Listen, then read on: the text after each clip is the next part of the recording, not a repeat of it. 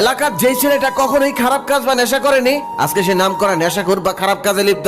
যে ছেলেটা কখনোই নিকোটিনের দোয়া সহ্যই করতে পারতো না, সেই ছেলেটার কাছে আজ নিকোটিন তার নিত্যদিনের সঙ্গী। নিকোটিন ছাড়া এখন সে চলতেই পারে না। সে এখন প্রতি রাতেই ছাদের এক কোনায় বা ব্যালকনিতে বসে নিকোটিনের আগুনে নিজেকে পোড়ায়। যে ছেলেটি কলেজ, কোচিং কিংবা বন্ধুদের আড্ডায় সবাইকে হাসিয়ে মাথিয়ে রাখতো, সে এখন চুপ থাকে, এখন আর আগের মতো কথা বলে না। যে ছেলেটা অন্ধকার আর কালো জিনিসকে সব থেকে বেশি অপছন্দ করতো, আজকে সে সবে গেলে সবার আগে কালো কালারটাই পছন্দ করে, আর প্রায় সময়ে তাকে অন্ধকারের মধ্যে বসে থাকতে দেখা যায়। এছাড়াও আমাদের আশেপাশে আরো অনেক ঘটনা ঘটে, কারোটা প্রকাশ পায় আবার কারোটা প্রকাশই পায় না। সমাজের ছোট বড় প্রত্যেকেই ভাবে হয়তো খারাপের সংস্পর্শে গেলে একটা মানুষ খারাপ হয়ে যায়। এভাবে আমাদের আশেপাশে ঘটে যাওয়া কর্মকাণ্ড গুলোর প্রতিক্রিয়া আমরা এভাবেই জানাই। সাধারণত প্রতিক্রিয়াগুলো এরকম হয়: ছেলেটা আগে ভালো ছিল কিন্তু এখন রোজ সিগারেট খায়, ছেলেটা নষ্ট হয়ে গেছে, মারপিট আর নেশায় আসক্ত হয়ে গেছে। এই ছেলেটা ছোট থেকে আমাদেরকে কত সম্মান করতো, কিন্তু এখন সামনে সিগারেট ধরায়, এই ছেলেটাও নষ্ট হয়ে যাবে, আমরা কখনো কল্পনা করতে পারিনি, ইত্যাদি ইত্যাদি। আমরা তখন ভেবে থাকি এসব ছেলেগুলো নষ্ট হয়ে যাওয়া বা বিগড়ে যাওয়ার পিছনে খারাপ সঙ্গই দায়ী।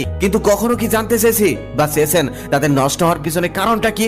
কেন তারা হঠাৎ করে নষ্ট হয়ে গেল? একটা ছেলে শুধু খারাপ সঙ্গ পেয়ে নেশায় আসক্ত হয় না, তার পিছনে অনেক কারণ থাকতে পারে। কখনো কখনো পারিবারিক সমস্যা হতে পারে তার কারণ, আবার কখনো কখনো হতে পারে প্রিয় মানুষটা থেকে অবহেলা পাওয়া তার অন্যতম কারণ। আমাদের সমাজে প্রায় অর্ধেকেরও বেশি ছেলেরা নষ্ট হয়ে যায় শুধু প্রেম বিচ্ছেদে, আর বাকি কিছু নষ্ট হয় পারিবারিক কারণে। তখন এরা বেঁচে থাকার জন্য বা পুরনো স্মৃতিগুলো মুছে ফেলার জন্য নেশায় আসক্ত হয়। আচ্ছা, আপনি কি জানেন কতটা কষ্ট পেলে একটা ছেলে তার চোখের থেকে জল ঝরায়? হ্যাঁ, আপনাকে জিজ্ঞেস করছি যে এই ভিডিওটা এখন মনোযোগ দিয়ে শুনছেন। আমার জানা মতে কখনোই কোনো ছেলেকে আপনি কারোর সামনে বসে কান্না করতে দেখবেন না, কারণ সে খুব ভালো করেই জানে সবার সামনে বসে কান্না করলে সবাই তাকে নিয়ে হাসি ঠাট্টা করবে, মজা করবে। তাই সে তার কষ্টটাকে বুকের মধ্যে যত্ন করে লুকিয়ে রাখে, কারণ সে জানে এখানে রাখলে কেউ দেখতে পারবে না, একমাত্র সৃষ্টিকর্তা আর সে ছাড়া। রাতের অন্ধকার বা ঘরের এক কোনায় বসে ছেলেরা গমড়িয়ে গমড়িয়ে কাঁদে আর চোখের পানি ফেলে। একটা ছেলে মাঝরাতেও চিৎকার করে কান্না করতে পারে না, কারণ তার আশেপাশের মানুষ যদি তার কান্নার শব্দ পেয়ে যায়। বাসায় যে ছেলেটা সবসময় হাসি খুশি থাকতো,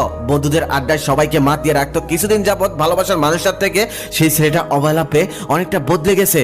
এখন আর আগের মতো বন্ধুদের সাথে আড্ডাও দেয় না, সব সময় একা একা থাকতে চায়, কারোর সাথে মিশতে চায় না, কারণ সে জানে বন্ধুদের সাথে আড্ডা দিতে হলে তাকে হাসি খুশি থাকতে হবে। যদিও ক্ষেত্র বিশেষ তাকে চলতে হয়, তখন মিথ্যে অভিনয় করে সারাটা জীবন কাটাতে হয়। যখন একটা ছেলের জীবনে কোনো মেয়ে আসে, তখন ছেলেটা তাকে নিয়ে জীবনটা রঙিন করতে চায়, কিন্তু হঠাৎ করে তার রঙিন জীবনটা আধারে পরিণত করে মেয়েটা অন্য কারো হাত ধরে চলে যায়। তখন শুধু ছেলেটা মনে মনে ভাবে, এটা কি সেই মানুষটা, যে মানুষটা আমাকে এত স্বপ্ন দেখালো, যেই মানুষটা আমাকে ভালোবাসা শিখালো? আপনি যদি একটা ছেলের কাছের বা ভালোবাসার মানুষ হয়ে তাকে কষ্ট দিতে চান, তাহলে তাকে কোনো ভরা জনসম্মুখে এনে একটা চর মারুন, গালাগালি করুন, অপমান করুন, দেখবেন সে নীরবে সেখান থেকে চলে যাবে, কোনো প্রতিবাদ করবে না, কান্নাও করবে না। কিন্তু তাকে সামান্য